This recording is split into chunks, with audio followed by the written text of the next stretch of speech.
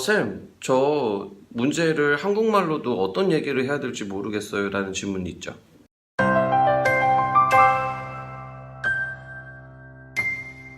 자, 안녕하세요. 저는 신촌 YBM에서 오픽을 강의하고 있는 헨리쌤이라고 합니다. 자, 이번 비디오에서는 여러분한테 오픽을 어떻게 준비하는지를 좀 자세하게 제 방식을 좀 말씀을 드릴게요. 앞서 말씀드린 것처럼 학생분들이 가장 많이 하는 질문 중에 하나가 쌤, 어떤 저랑 뭐 별로 관심이 없는 주제, 저랑 뭐 상관이 없는 주제가 나와버리면 거의 대부분이 공통이나 돌발 질문이겠죠?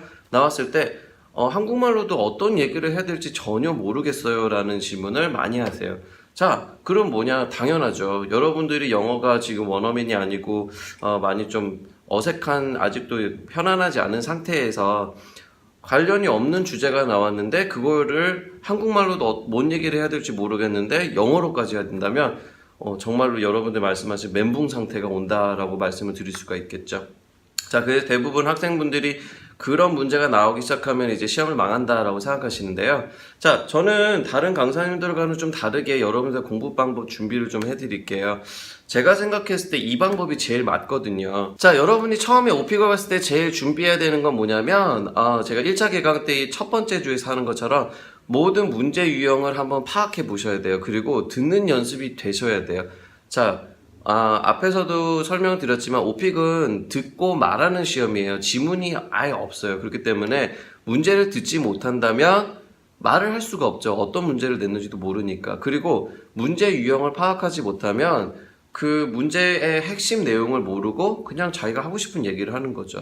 정말로 잘못된 얘기죠. 그래서 첫 번째, 여러분은 문제 유형을 파악하셔야 돼요. 그래서 듣는 연습, 그리고 어떤 키워드가 나오면 이 문제구나 라고 바로 아셔야 되고요. 자, 두 번째는 뭐냐면 답변 공식이나 포맷을 좀 알고 계셔야 돼요. 자, 제가 예전에 말씀드린 것처럼 설명일 때는 이런 식으로 답변하세요. 묘사일 때는 그림 그리는 듯이 이런 포맷을 갖고 얘기하시고요.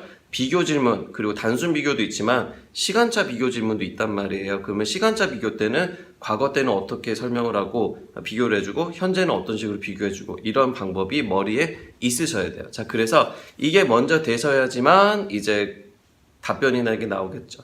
자, 그 다음에 답변 공식을 웬만큼 외우셨다면 세 번째는 뭐냐면 이제 이야기할 소재거리가 있어야 돼요. 자, 제가 앞서 말한 것처럼 오픽은 소재의 싸움이라고 그랬잖아요. 할 말이 없으면 아무리 영어를 잘해도 무슨 말을 해야 될지 모르는 거예요. 그러니까 이것도 얘기하고 저것도 얘기하고 그래요. 얘기는 하는데 포인트가 없어요. 그러면은 점수가 나오지가 않을 거예요. 잘 제가 생각하는 것보다. 그래서 정말 자신 있는 소재를 얘기해야 돼요. 자, 나중에 비디오로 소재에 대해서 또 말씀을 드리겠지만 첫 번째, 가장 간단하고 공통적으로 제가 수업 때 말씀드린 것처럼 몇 가지 카드를 갖고 있어야 돼요. 자, 한 가지 제가 누설을 하자면, 제 강의 누설하자면 다른 강사님도 많이 쓰겠지만 스마트폰 얘기를 정말 저는 많이 한단 말이에요. 그래서 스마트폰이라는 카드를 하나 갖고 있고 어떤 소재가 들어오든지 간에 그거를 엮어서 그거를 빌미로 해가지고 소재거리를 만들어서 얘기해 주는 게 좋겠죠. 그런 게